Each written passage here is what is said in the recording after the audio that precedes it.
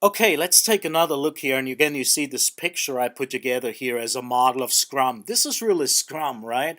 You have a sprint planning, you got the sprint execution, you have a review and retrospective. So this is just really, my interpretation of how to apply Scrum to certain projects, to complex system projects, if you will. So we talked about this agile estimating and planning before, and we talked about planning poke. Again, I want to emphasize that I really think it's important to stay with relative estimating and planning. Don't go into ideal days and man hours, because again, you're getting back to the traditional way of how to estimate things. Get away from this, right?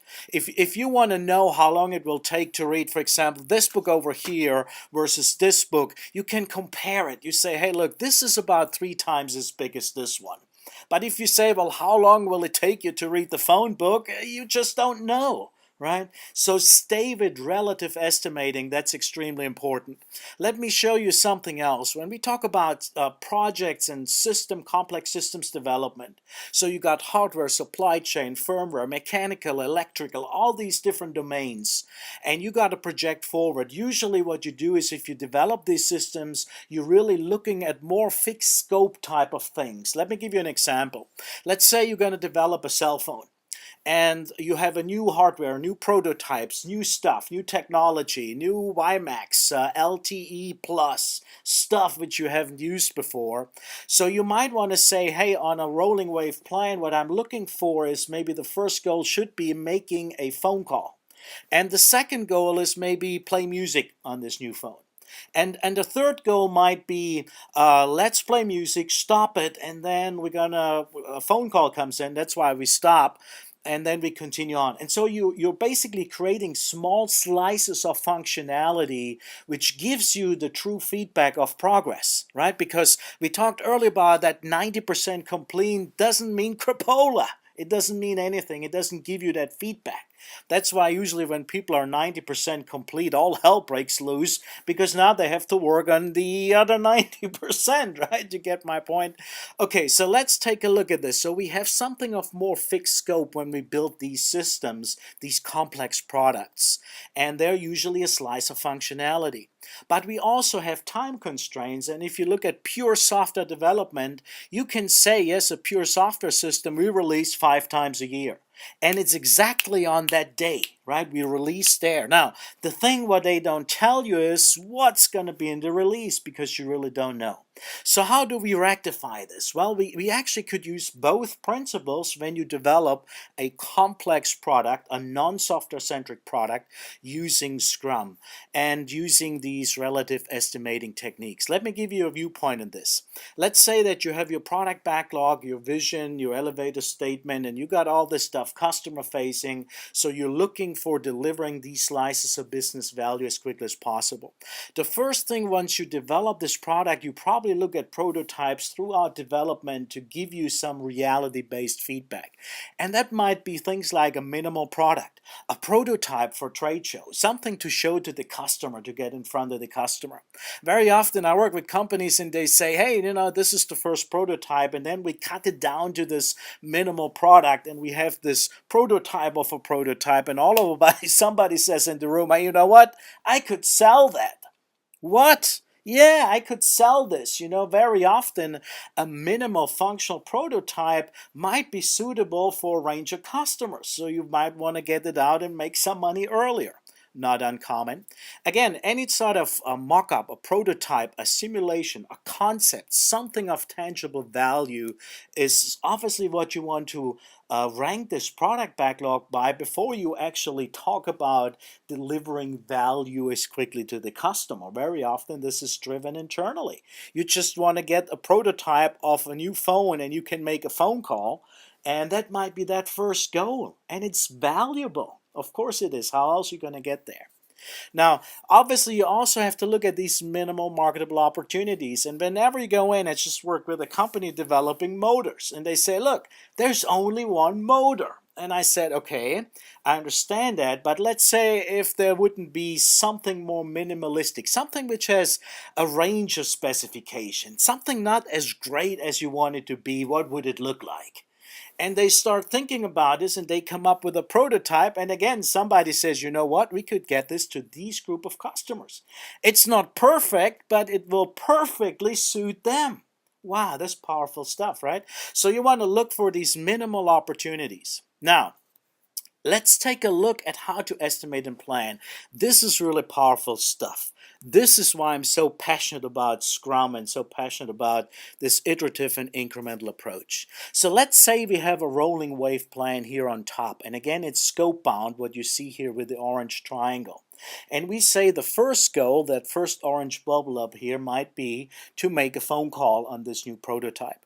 The second goal might be to play music. And the third goal might be to stop the music, a call comes in, you take the call, and so forth. So we iteratively provide incremental functionality building this product. Then the business comes, and guess what? The business will have some expectations, right? Oh, I bet you. The business is going to come and says, look, that looks great, but really, there's a trade show coming up. Hey, wouldn't it be great if we could show the first two goals, this prototype doing this stuff at the trade show? So now you have a specific time constraint, and you see here the little nail on the blue triangle pointing this out.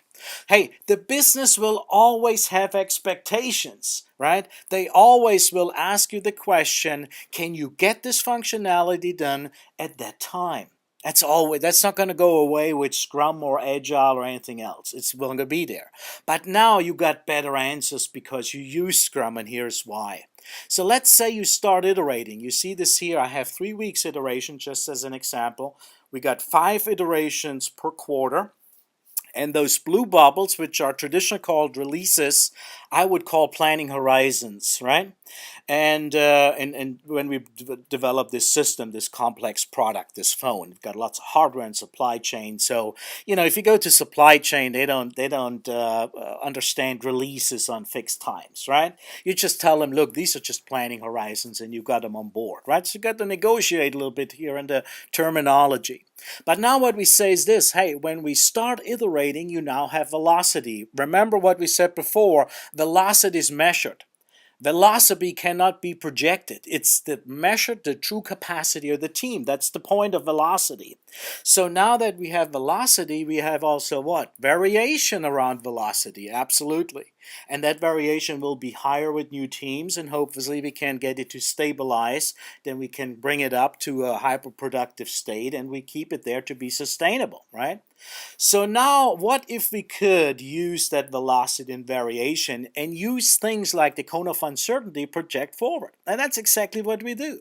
So we say, look at this. How about we take cone of uncertainty plus minus 1 sigma. We take the velocity to true capacity of the team. We take the variation around velocity, and now we project forward to give you an answer if we can make that functionality at that date. In other words, in this example, you see here looking at the blue dot from the trade show where we want to show goal 1 and goal 2. These are the 2 orange dots on top. We actually can generate the cone of uncertainty and say, you know what? We are at iteration 2. We got 2 velocity data points, and we got variation. And now click, here's the tool. It will generate that cone of uncertainty. And by the way, here's your answer. There's a 60% probability that we will make that functionality on that particular period in time. Is that acceptable to you? Right? So now you push it back to the business because they get paid for making the tough decisions. Let them make the tough decisions. Give them the data so that they can make true decisions. That's the power of this entire thing, right? So they say, look, it's 60% probability it's acceptable to me. Now I have to do some risk analysis, right? So some people say, project management for grown-up is risk management. Well, that's what they're supposed to be doing. So here you have the cone of uncertainty. You can say, okay, we got 60% probability of making that date. By the way, you have to group your stories and tag them according to these goals so you can generate this data. But now the business says, look, this is acceptable. Great. Or they say it's not acceptable. So now you have the opportunity to make some changes, right? 6 weeks into the project, you got 2 data points at the second iteration. You don't have to wait till you're 90% complete and go, oh, hell, we're not going to make it, right? You can get this data out and now they can make the decisions. And obviously there are options, right? Maybe the first thing would be to take another look at the scope and figure out how we could move these cones to the left in order to get the probability higher. Maybe there's some other options. Maybe we can add a second team. Is there enough time to add a second team and get them up and running? And with that help in order to reach us these goals. My point here is this, that with relative estimating and measuring velocity of variation and drawing the results using cone of uncertainty, you can provide the business real data so that they can make decisions. This is really powerful stuff.